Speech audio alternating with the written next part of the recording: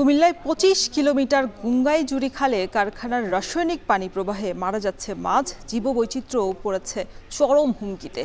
দূষণের কারণে ব্যবহার করা যাচ্ছে না খাল এবং ডাকাতিয়া নদীর পানিও। এ নিয়ে আরও বিস্তারিত জানাতে লালমাই উপজেলার বাগমারা থেকে যুক্ত হয়েছেন খালেদ সাইফুল্লাহ। খালেদ, এমন পরিস্থিতিতে খাল রক্ষায় প্রশাসন কোনো পদক্ষেপ নিয়েছে কিনা?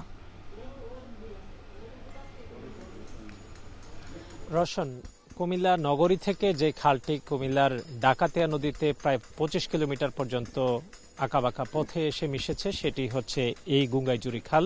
এটি কুমিল্লা নগরীর যত কারখানার পানি এবং বাসাবাড়ির বর্জ্যের পানি সকল কিছুই কিন্তু এখানে এই বিষাক্ত কেমিক্যালযুক্ত পানিগুলো কিন্তু এই নদীর পানিকে, এই খালের পানিকে কিন্তু কালো করে ফেলেছে। যার ফলে পুরো আমরা দেখতে পাচ্ছি যে পুরো এখানে যেই গাছপালা ছিল ছোট ছোট, সেগুলোও কিন্তু মরে গিয়েছে।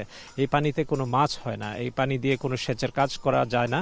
এই পানিটি, এই খালটি গুঙ্গাইজুড়ি থেকে সেটি ডাকাতিয়া নদীতে মিশেছে এবং ডাকাতিয়া নদী এখান থেকে মেঘনা নদী পর্যন্ত প্রায় ১৩১ কিলোমিটার দীর্ঘ। সেটিতে কিন্তু পুরো ডাকাতিয়া নদীর পানি কিন্তু এরকমভাবে কালো হয়ে আছে, যার কারণে এই বিস্তীর্ণ এলাকায় যে ফসল চাষ করেন যারা, তারা কিন্তু আসলে খুবই বিপাকে পড়েছেন এবং এখানে যারা জেলে আছেন তারা বেকার হয়ে পড়ছেন।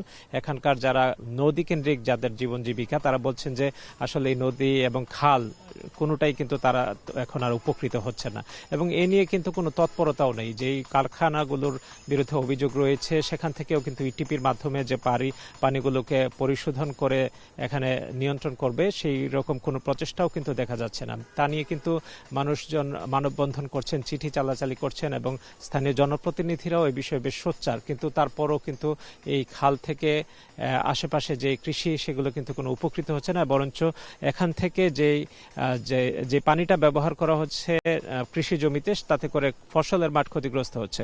কৃষকরা বলছেন যে এই খালের পানি ব্যবহার করে তারা আসলে উপকারের চেয়ে বরং ক্ষতিগ্রস্ত হচ্ছেন। এই নদী এবং খালের পানি যদি পরিচ্ছন্ন রাখা না হয়, তাহলে এই বিশাল জলাধার কিন্তু কোনো কাজে আসবে না। রোশন, কুমিল্লা খাল পরিস্থিতির খবর জানাতে যুক্ত ছিলেন খালেদ সাইফুল্লাহ।